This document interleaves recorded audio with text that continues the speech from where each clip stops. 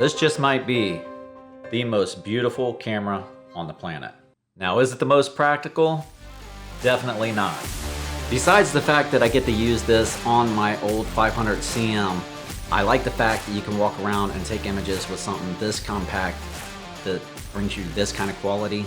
And the fact that you have the waist level finder, so you're getting a completely different experience, and you're gonna be taking completely different images than you normally would from a different level. Now, I just picked up this camera yesterday, so I don't have a lot of time with it. In fact, last night when I got it, I brought it home. I took a couple test images of the cameras behind me.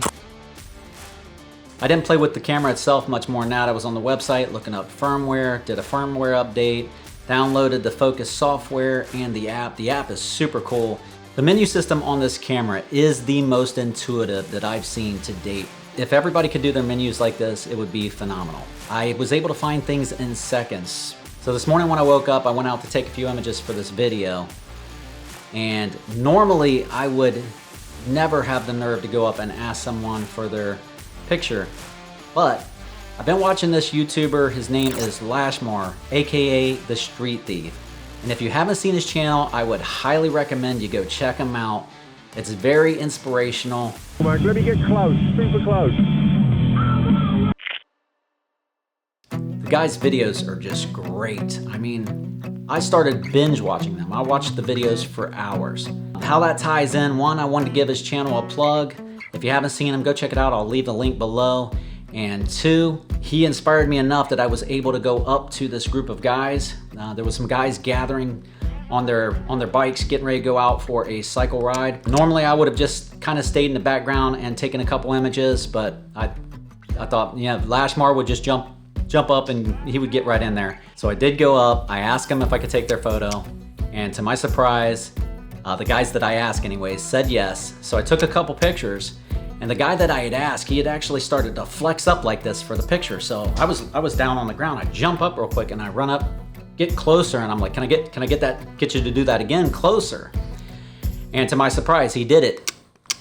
So without Lashmar's channel, I wouldn't have captured this image. I know it's not super close, it wasn't super invasive, but for me, this was a real struggle. So I'm super happy that I was able to actually get this image. So to Lashmar, let me say thank you.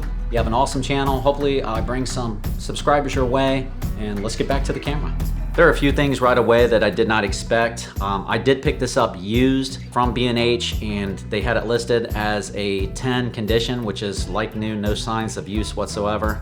I bought a few things before from B&H used in 10 condition, and it is like brand new.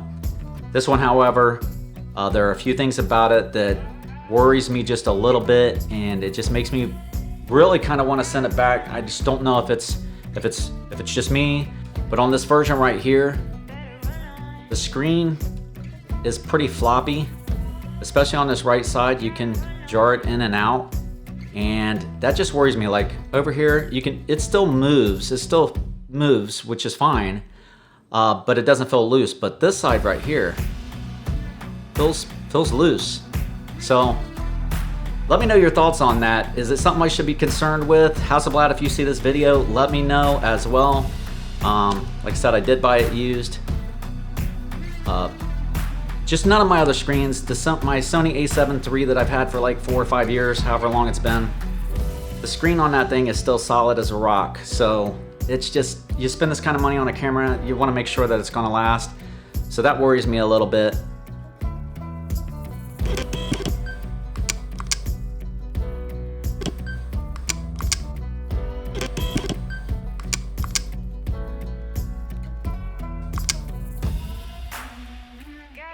You cannot get any of the new lenses made for this camera. So I had to resort to just grabbing one of the old ones.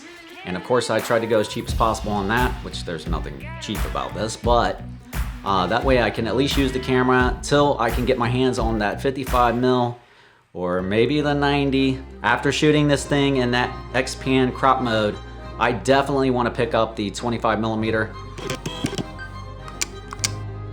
If you got any questions about this camera, let me know. If anything you want me to test it or compare it to, drop it in the comments below. Thanks for spending your time with me. If you enjoyed this video, maybe you'll like this one right here. I'll see you in the next one.